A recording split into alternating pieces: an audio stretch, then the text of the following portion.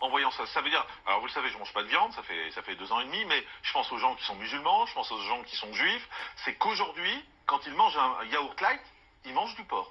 Alors, ils peuvent en manger parce qu'en réalité, on se sert de cette gélatine parce qu'en fait, à partir de la couenne de porc, on fabrique de la gélatine et cette gélatine, justement, quand un produit est allégé, on ne peut pas lui donner une coagulation normale, il n'aura jamais la forme d'un yaourt. Donc, pour lui donner la forme d'un yaourt, on va rajouter de la gélatine et en l'occurrence, la gélatine la moins chère, c'est la gélatine de porc et donc pendant des années, tant qu'il n'y avait pas d'obligation légale, on mettait la gélatine, on avait un produit allégé qui tenait, qui était consistant, mais en fait, c'était de la gélatine de porc qu'il faisait tenir. Mais on marche sur la tête quand même, excusez-moi, de mettre dans un yaourt de foutre du porc. Enfin, on marche sur la tête. Alors, c'était surtout dégueulasse vis-à-vis des gens qui avaient des contraintes religieuses ou des contraintes alimentaires. Je pense soit aux juifs, soit aux musulmans, soit aux végétariens ou aux végétaliens qui avaient envie de manger un produit et qui, en fait, découvrent au bout d'un moment que c'est de la gélatine. Ceci étant, sur la pression de beaucoup de gens, on commence à utiliser de la gélatine bovine, mais c'est pas beaucoup mieux. Vous avez un bœuf dans le yaourt et on dit sans arrêt. Vous entendez ce que vous dites? Vous avez un bœuf dans le yaourt, quoi.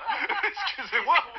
Et ce qu'on fait à l'heure actuelle, c'est qu'on est en train de faire pression sur les industriels pour leur dire utilisez de la gélatine végétale. Sauf que la réponse des industriels, c'est de dire, comme par exemple la Gare-à-Gare, c'est de dire oui mais c'est super cher, ça va faire monter le prix du yaourt. Oui mais ok, ça serait un plus sain, deux plus naturel, et troisièmement probablement équivalent sur le plan du goût et de la consistance. Mais pour faire des yaourts, on est obligé de mettre de la gélatine? Pour faire des produits light, certains produits light, si vous ne rajoutez pas un épaississant, le produit n'a pas de tenue. Ça veut dire que vous allez prendre du lait à 0%, vous allez mettre un ferment à l'intérieur, mais on n'arrivera pas à le coaguler, donc vous aurez une espèce de magma liquide. Donc, et eux, ils ont besoin de faire croire que ce produit ressemble à un vrai yaourt, donc on va rajouter de la gélatine. Mais il n'y a pas que dans le yaourt, c'est-à-dire que vous allez le trouver par exemple dans certaines marques de raviolis, où on va, pour faire une sauce épaisse, on va mettre ça. Vous allez même s'ils n'ont pas la viande? Bien sûr. Donc un ravioli aux légumes, on peut trouver du porc. Bien sûr, vous allez le trouver dans les plats tout préparés, tout ce qui est plat préparé, ou de temps en temps pour donner de la consistance à la sauce parce qu'on n'a pas l'argent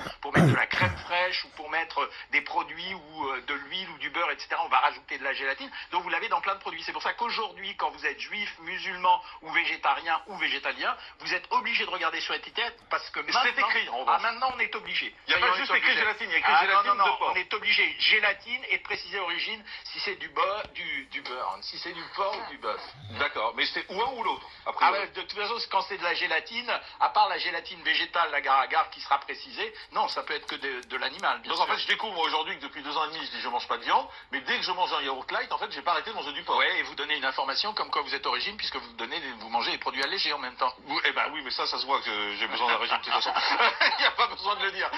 D'accord, mais écoutez, c'est assez surréaliste.